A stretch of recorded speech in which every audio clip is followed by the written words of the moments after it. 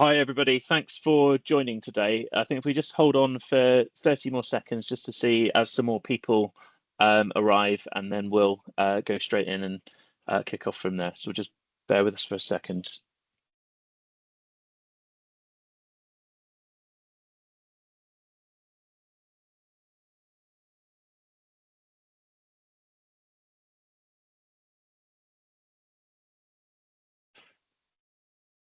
There we go. That's probably enough time. I imagine if anyone else joins, they can sort of pick up just as we kicked off. So I'll say thanks for joining everybody today. So my name is Pete Best, and I'm part of the client management team at AES. And I'll shortly be handing over to Jon Ponting, who's a senior consultant here. And then finally, Faye Worthy, my colleague, who's also part of the client management team, will pick up the end, and she'll run through any questions that anybody's got. So first of all, some housekeeping. So cameras have been switched off today, and microphones muted as well. We're not going to share the slides at the end. However, you will be able to find these on our website afterwards. So if you want to watch it back afterwards, or you need to point a colleague towards the webinar, etc., you'll be able to do that easily. You'll also note there's a sidebar available as well in which you can ask questions. So as we go through the slides, if there's anything you think you'd like us to pick up at the end, just please drop those into the question bar, and then we can get to those at the end.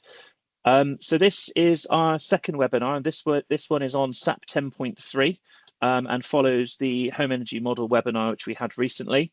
And today we're going to cover what this means for the future home standard, plus also the mandatory PV implications. So first of all, just a little bit about AES for anybody that's unfamiliar with us or anyone that's new to our webinar series.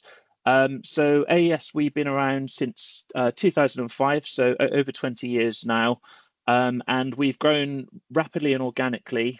We've got full UK coverage with over 130 staff, and we cover the entire suite of sustainable development services. So both residential and also non-residential, non-domestic projects, and we've got experts in each aspects of those. So if you need help with any sustainability project in development, then we've got somebody that we could point you to that'd be able to help you. Along the way, we've worked with most of the top 25 house builders, and we've also delivered numerous large-scale flagship projects and literally thousands of projects over the UK as well. We sit on lots of steering groups, we provide advice to government, and we also help to shape the future regulation changes.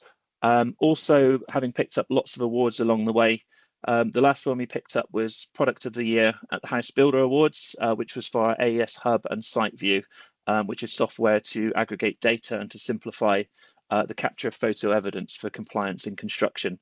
Also, we've got a couple of BRE BREEAM awards to our name, and we delivered the first UK Home Quality Mark scheme, which is now rebranded as BREEAM New Construction Residential.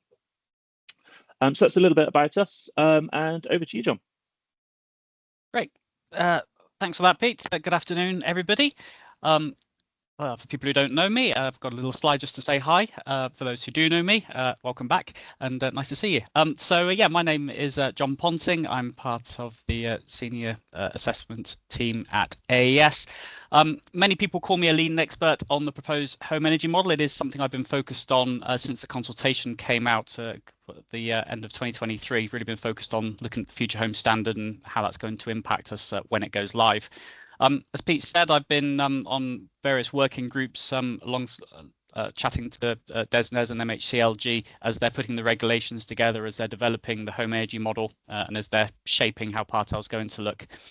And as part of that, I've also had a sneak peek at what's going to be the first iteration of HEM, which is going to be available very soon in the next few months for us to have a play with. So I've been doing my best to crash it and finding glitches and just testing the usability.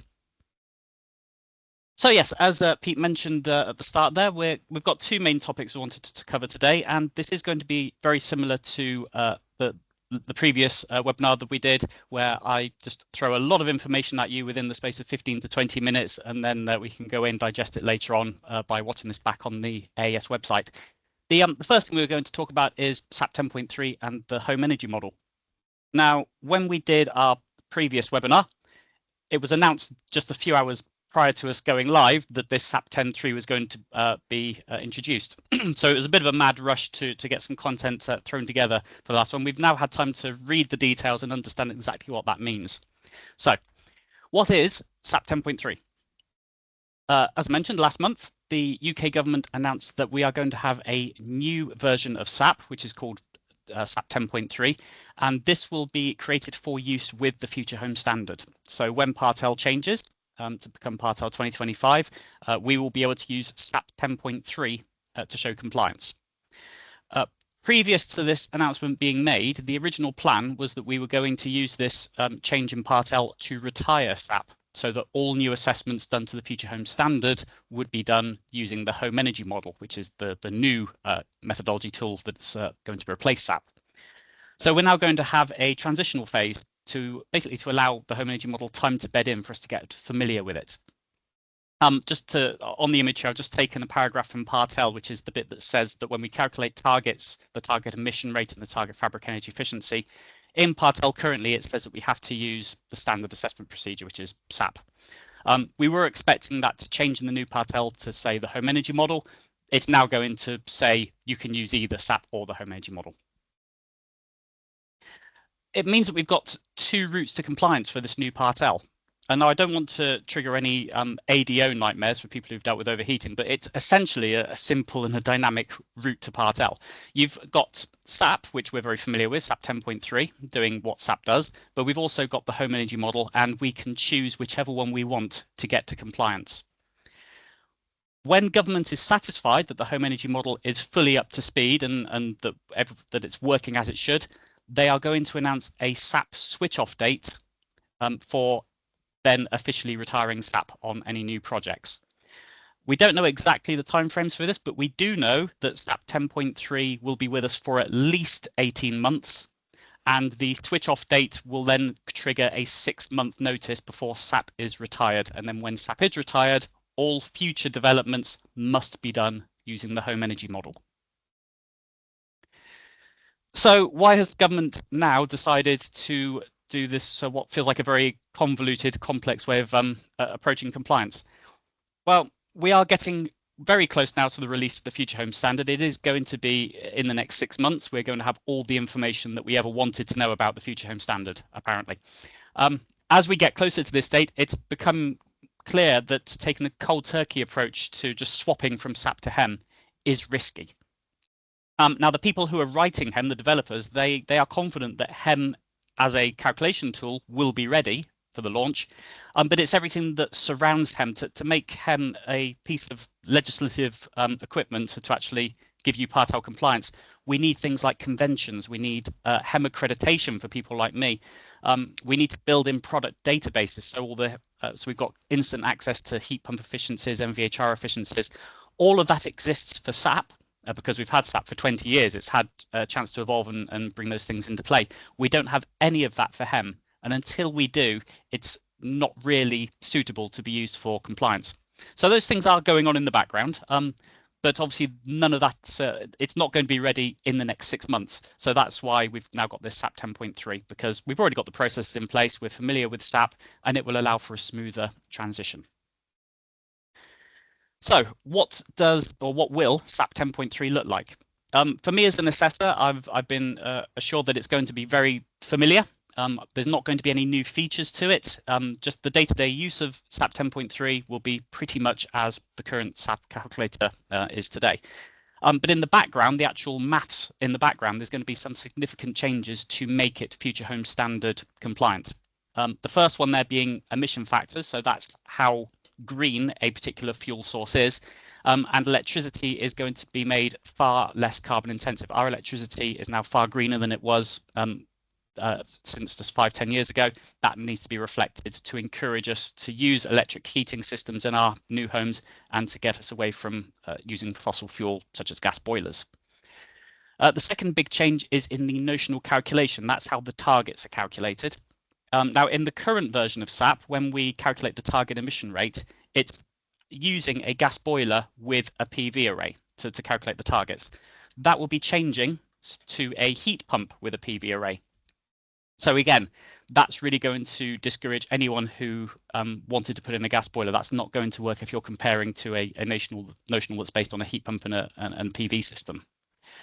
And the third thing that we need to be aware of with SAP 10.3, or just this whole process that we're about to go into, it is going to be, or it has the potential to be very confusing, because we're going to have a phase of time with 3 different methodologies running in 2 separate versions of Part L, all running at the same time.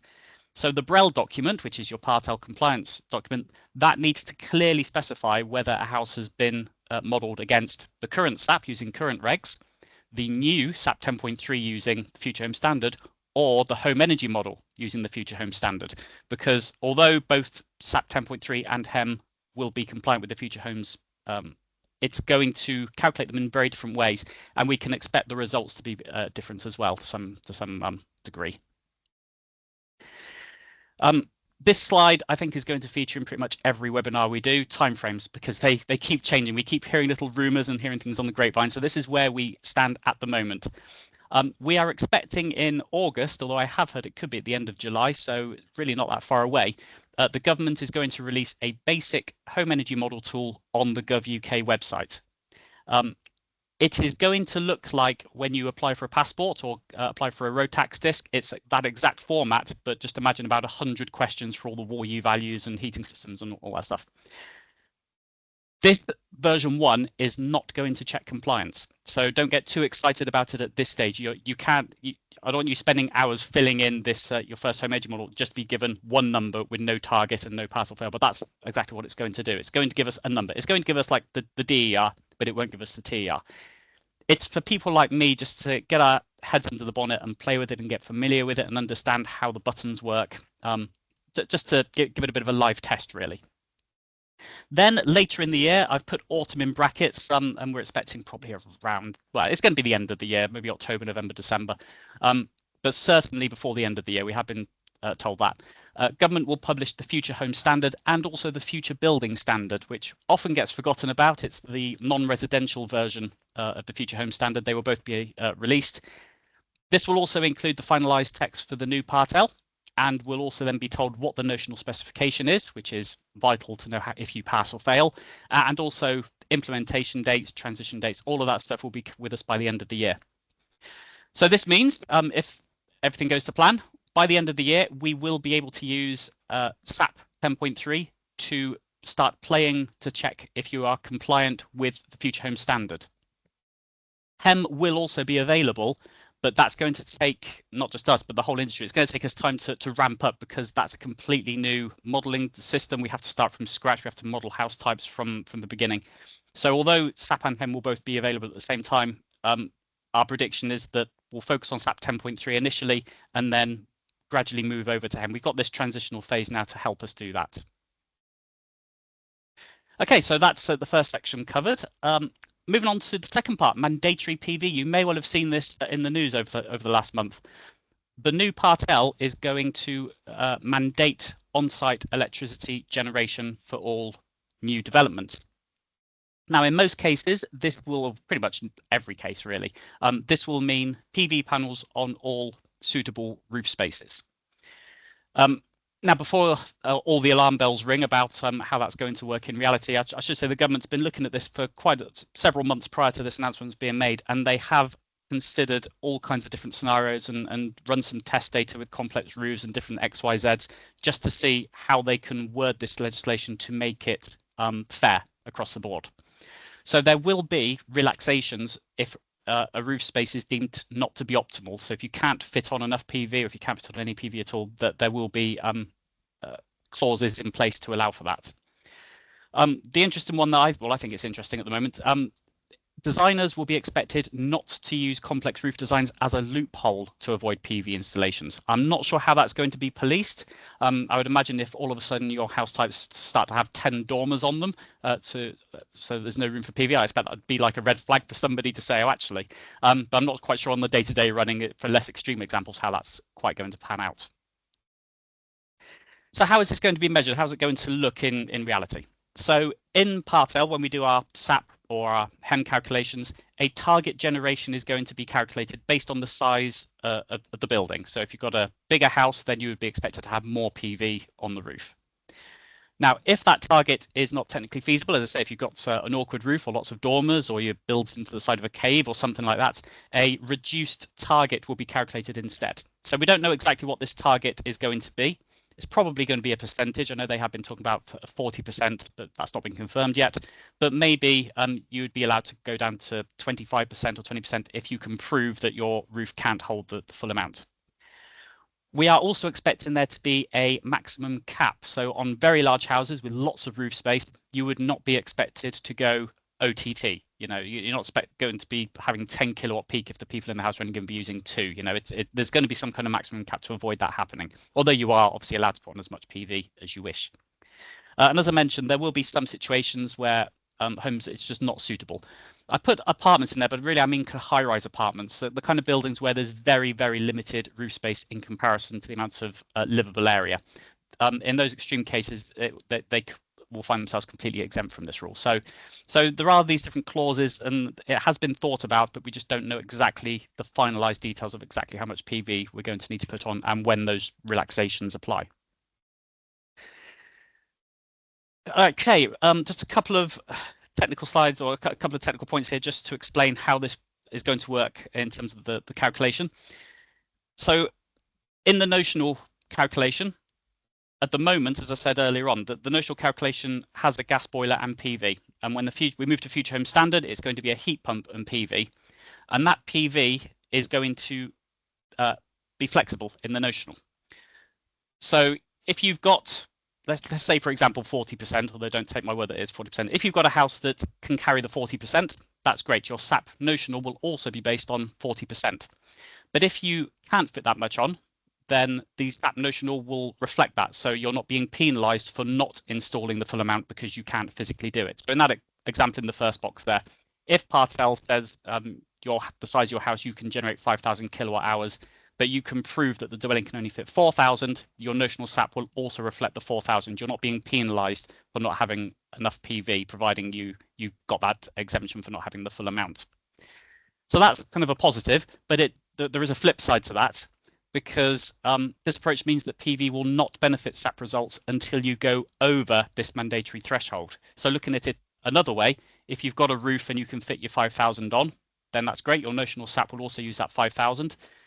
In reality, you're never going to find PV that exactly hits 5,000 because you need to round up to the nearest panel, or if you're a bit OCD like me, you need to round up to the nearest even number of panels. So you may well find that you're installing 6,000 kilowatt hours. So it's only that 1,000 that gives you the benefit in SAP. So you have to install that 5,000, no benefit in SAP up to that point, and then you start seeing a benefit after. What about alternatives to PV? Because the legislation does not specifically say you must install PV, but you must generate on-site electricity, which is why we're talking about PV. Alternatively, you could talk about turbines, or if you're looking old school, you maybe want to consider water wheels. I'm not sure what other technology is out there that can generate electricity, some kind of futuristic turbine that sits in a box, maybe, I don't know. But yeah, the door is open for alternative approaches to generating electricity apart from PV. I have been asked, or can I go with solar thermal or other technologies like that? The answer is no, unfortunately not, because they do not generate electricity, and that's the key definition. Generating hot water through solar panels would not be available to offset against that the on-site electricity generation requirement. So there's a lot of big words altogether there, and I've tripped over myself. Okay, I've got one more slide. Just to cover some other news, because there's been a few other announcements in the last month, which some of you may be interested in. First one is in London. So the GLA, the Greater London Authority, is considering how zero carbon requirements in the London plan will need to change when the Future Home Standard is published. They have now issued a consultation to talk about how they're going to update the London plan next year, and they're keen to understand people's feedback on what needs to be changed in there. They are considering, or they're talking about removing policies that set tougher emission standards. Now, that will depend on what Future Home Standard, the actual text of it, but if Future Home Standard is close to zero carbon or near enough, then there's no point setting tougher targets above that in terms of emissions. So the focus then may well turn to things like carbon offsetting and life cycle, but that's one to keep an eye on. For developers who work in the non-residential sector, there is a call for evidence out at the moment discussing mandatory PV canopies on car parks. So this could lead to PV becoming a standard site on outdoor car parks, places like shopping centres, supermarkets, cinema complexes, that kind of thing. Along with more EV charging facilities. So if you're covering a car park with PV, you're generating a lot of power, you may as well have some extra EV chargers and batteries in there to use that energy that's being created. Third and final point from me today, planning reforms. So there's been a few consultations and call for evidence and all kinds of other things been released in the last month just about planning reforms. A couple of things that caught my eye. The first one, build out schedules. Now this was marketed awfully, and you may well have seen pictures of Keir Starmer saying get on and build it, because if there was one way just to rile up every single construction worker and every house builder in the country, that was a great way of doing it.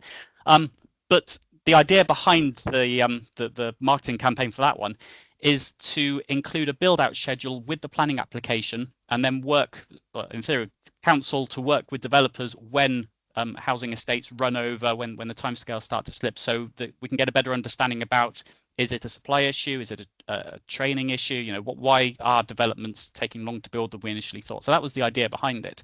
Hopefully that will still move forward without the horrible slogans. The second one on that point, their proposal to create a middle tier for planning applications. So at the moment, we have one set of planning rules up to 10 dwellings, and then everything above 10, whether it's 11 or 1,000, gets treated the same. So they're talking about bringing in a middle bracket up to 50 homes, which would have relaxed conditions, so relaxed biodiversity, relaxed Section 106, relaxed building safety levy requirements. None of that is actually gone through yet, but that's kind of working through the system. The government are doing a lot of these things. They're very keen to completely kind of reform and digitize the planning system as it stands, and that's two things that they've just talked about this month, with a hope of making all of our lives a little bit easier. So, sorry, Pete, I ran over by about 2 minutes, so I'm going to have to hand back over to you. No, that's fine. Thanks, John. So yeah, the final slide before we go to questions is just to mention what's coming next. So we'll be having another episode next month on the 16th of July at 2:30. And the next one will be Passive House Best Practice and Delivering at Scale. So exploring Passive House in real detail. There's also going to be an opportunity to catch up with us at the Installer Show.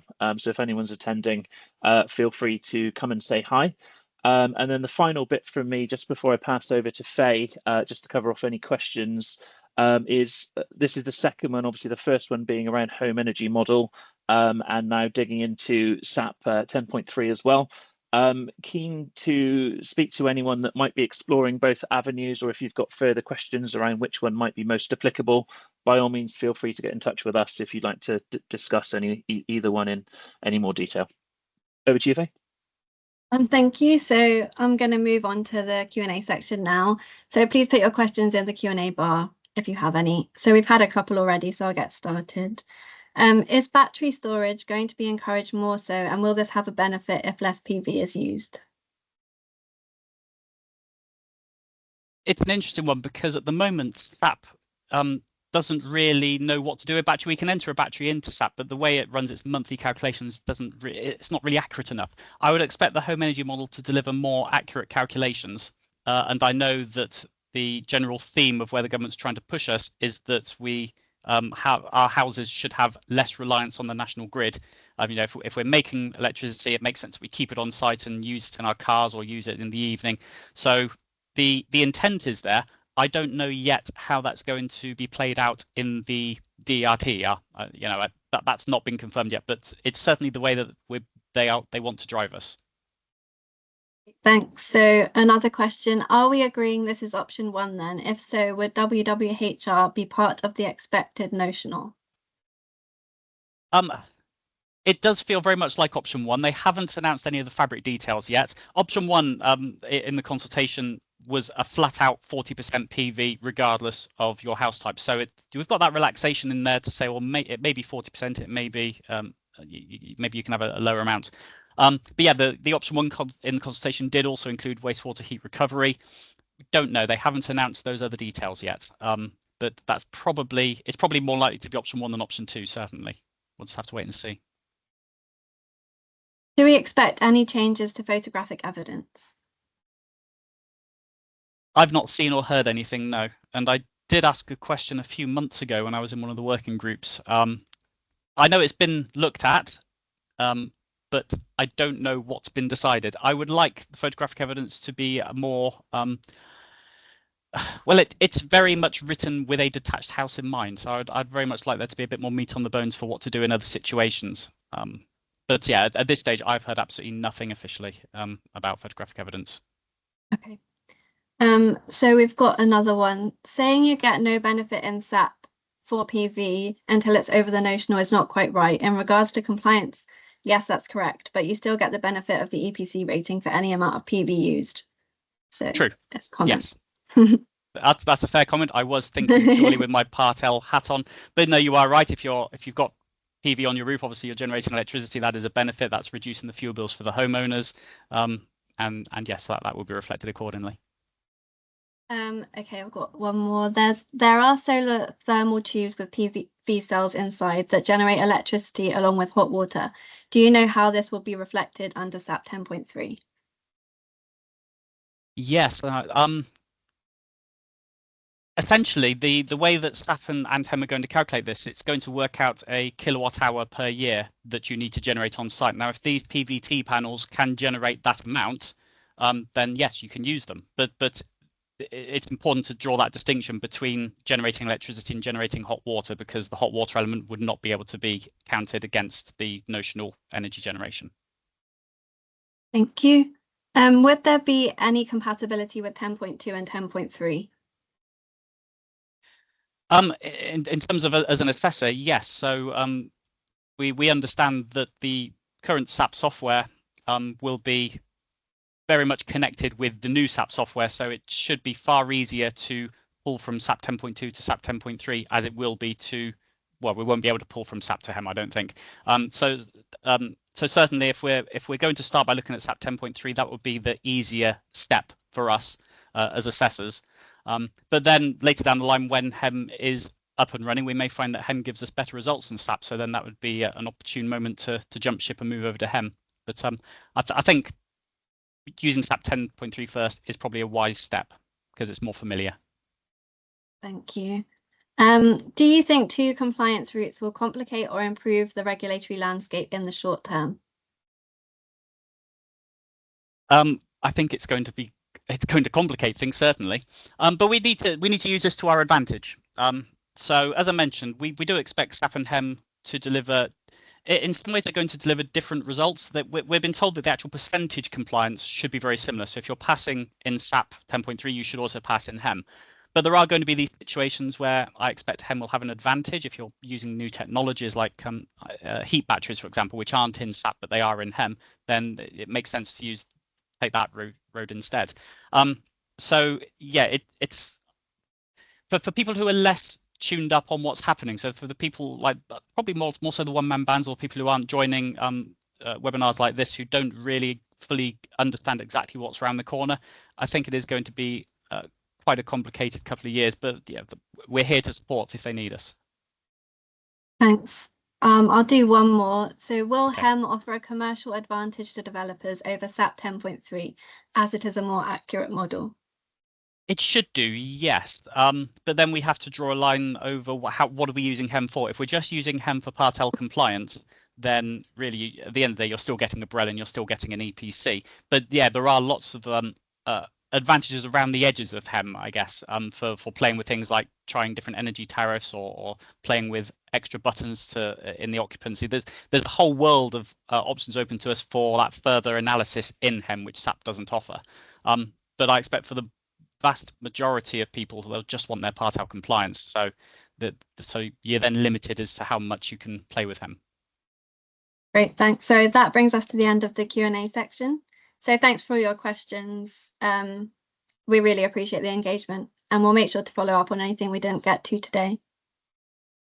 Yeah, thanks everybody. And just as a reminder, next one, 16th of July. So Passive House, hope to see you there.